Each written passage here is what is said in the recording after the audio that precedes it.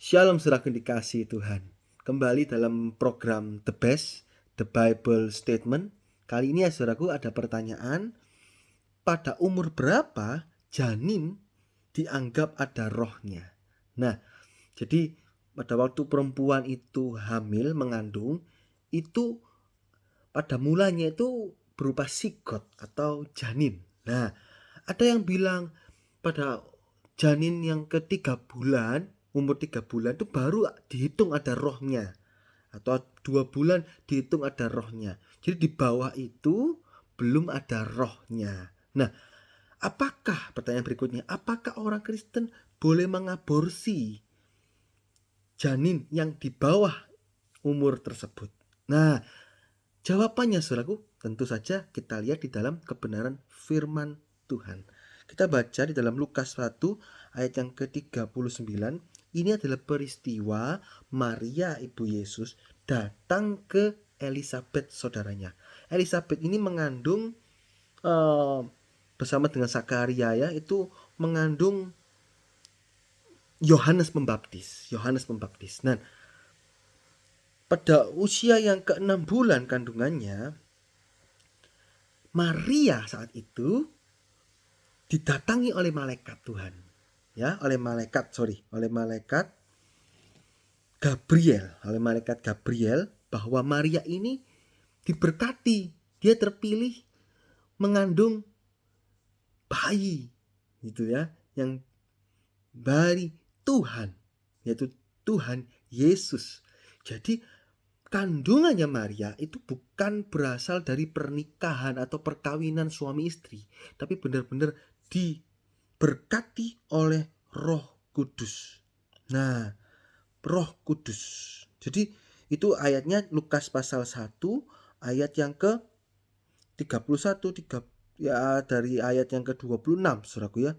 26 sampai ayat yang ke-38. Nah, itu. Bagi Tuhan tidak ada yang mustahil Saudaraku ya.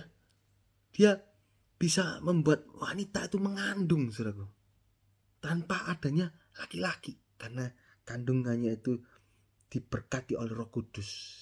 Nah, sehingga Tuhan Yesus itu rohnya itu ada di dalam kandungannya Maria, dan dia benar-benar meninggalkan keilahiannya menjadi manusia sama seperti kita. Itu di dalam Filipi 2 ayat yang ke-8. Tapi kita nggak akan bahas itu saudaraku. Kita hanya bahas pada waktu mengandung. Nah, ini kan sigot kan masih awal kan, kandungannya masih awal, masih berupa sigot janin. Kita baca di ayat yang ke-39, dikatakan seperti ini. Beberapa waktu kemudian berangkatlah Maria dan langsung berjalan ke pegunungan menuju sebuah kota di Yehuda.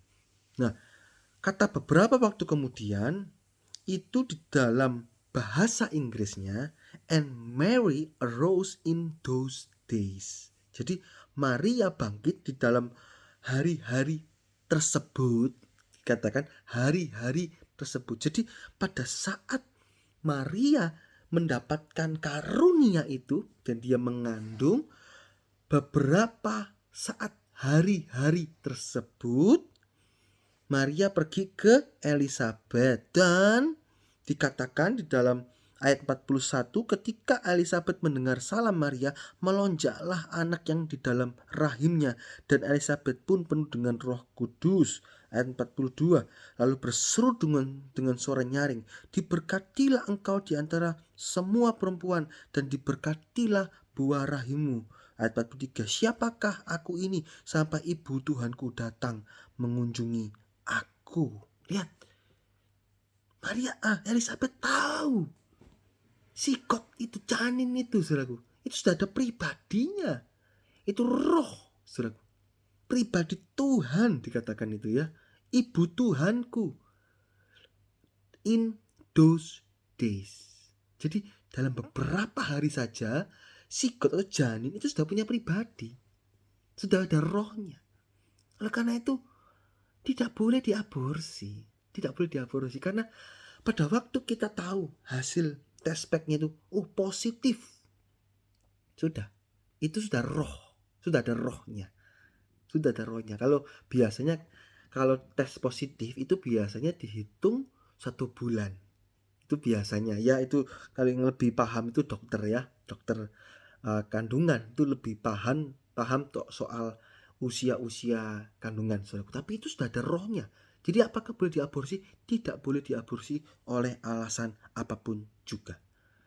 Kita tahu pembunuhan roh atau pribadi itu tidak masuk surga. Pembunuh tidak masuk surga. Kita baca ayatnya di Wahyu 21 ayat yang ke-8. Tetapi orang-orang penakut, orang-orang yang tidak percaya, orang-orang keji, orang-orang pembunuh, ya, saya lompati langsung, mereka akan mendapat bagian mereka di dalam lautan yang menyala-nyala oleh api dan belerang, di neraka. Nah, kita baca lagi 1 Yohanes 3 ayat 15 supaya kalian tahu bahwa aborsi itu benar-benar dosa. Pembunuhan. Lihat, setiap orang yang membenci saudaranya adalah seorang pembunuh manusia. Dan kamu tahu bahwa tidak ada seorang pembunuh yang tetap memiliki hidup kekal di dalam dirinya. Lihat, gak ada hidup kekal. Masuk dalam neraka yang kekal, saudaraku. Masuk dalam neraka yang kekal. Nah, dan kita harus tahu, saudaraku. Kita harus tahu dalam Mazmur 87 ayat yang ke-6, kelahiran itu haknya Allah. Ini lihat ya, Tuhan menghitung pada waktu mencatat bangsa-bangsa. Ini dilahirkan di sana. Lihat, itu penentuan Tuhan. Jadi pada waktu kita dikaruniai kandungan perempuan itu dikaruniai janin, sigot oleh hubungan suami istri, pernikahan yang kudus ya, bukan marriage MBA, married by accident itu ya, hamil di luar nikah. Tapi meskipun demikian, itu sudah ditentukan oleh Allah. Baik hamil di luar nikah maupun hamil di dalam pernikahan yang kudus, itu tetap ditentukan oleh Allah. Sehingga apa? Kalau Allah sudah menentukan tapi kita melawan penentuan itu, kita berdosa. Ya, jadi poin pertama tadi pembunuh tidak masuk surga. Poin kedua, melawan penentuan Allah juga berdosa, saudaraku. Allah sudah menentukan itu ada janinnya, kamu harus pelihara. Tapi kita paksa bunuh. Nah, itu melawan penentuan Allah, ketentuan Allah. Itu melawan haknya Allah dalam menentukan, itu kita salah, saudaraku. Kita baca lagi dalam 1 Samuel 2 ayat yang ke-6. 1 Samuel 2 ayat yang ke-6. Tuhan mematikan dan menghidupkan, ya. Mematikan dan menghidupkan itu haknya Allah. Kita hidup, aku kepingin cepat mati, gak bisa. Kalau itu tidak menentukan mati, ya sudah, kita semua punya jatah umur. Jadi gak bisa, aku mau mati, ya udah bunuh diri, mati masuk neraka. Bunuh diri, mati masuk neraka. Karena apa? Sekali lagi, melawan penentuan Allah. Allah masih ingin kita hidup, tapi kita menentukan dengan mati dulu, bunuh diri, ya masuk neraka. Nah, itu berdosa. Nah, bagaimana? Saya ini sudah punya anak 4, tiba-tiba kebobolan. Boleh nggak diaborsi? Nanti saya nggak bisa makan, malah mati semua anak saya nggak bisa. Tidak.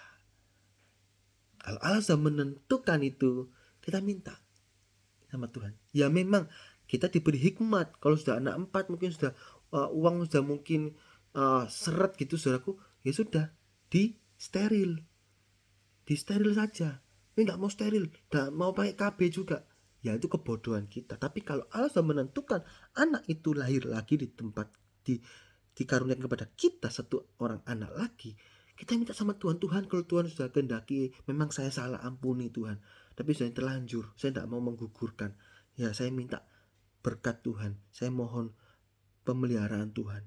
Dan kita yakin pemeliharaan Tuhan cukup buat kita bisa memelihara anak-anak kita, saudaraku. Jadi bagaimana kalau kandungan kita tiba-tiba di umur keberapa tiba-tiba mati sendiri? Ya sudah, itu juga penentuan Tuhan. Dalam Pengkhotbah 3 ayat 1 sampai 2, ada waktu lahir, ada waktu mati. Jadi semua itu penentuan dari Allah.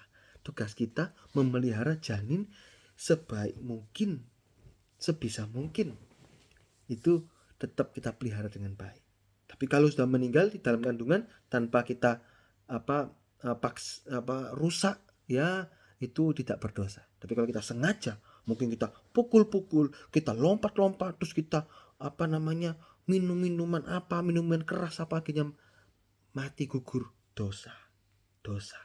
Pembunuh tidak masuk surga. Nah bagaimana kalau saya sudah terlanjur yang di masa lalu, tapi pada saat saya mendengar video The Best ini, saya tertuduh bertobat, minta ampun sama Tuhan. Ya sudah, yang lalu biar berlalu, tapi sekarang dan di hari esok jangan berbuat dosa lagi. Minta ampun sama Tuhan, ampuni aku sungguh-sungguh, ampuni aku. Dan kalau perlu datang ke hamba Tuhan, ke gembala sidang kalian, mengaku ke gembala sidang, minta tolong didoakan, minta pengampunan dosa. Tapi sebelum itu minta pengampunan dosa sama Tuhan secara pribadi, nggak ada masalah. Ya, ini sedikit jawaban dari janin. Umur berapa? Umur 1 detik kalian tahu di tes positif, itu sudah ada rohnya, nggak boleh dibunuh. Orang Kristen boleh aborsi, tidak boleh diaborsi. Puji Tuhan, Tuhan Yesus memberkati.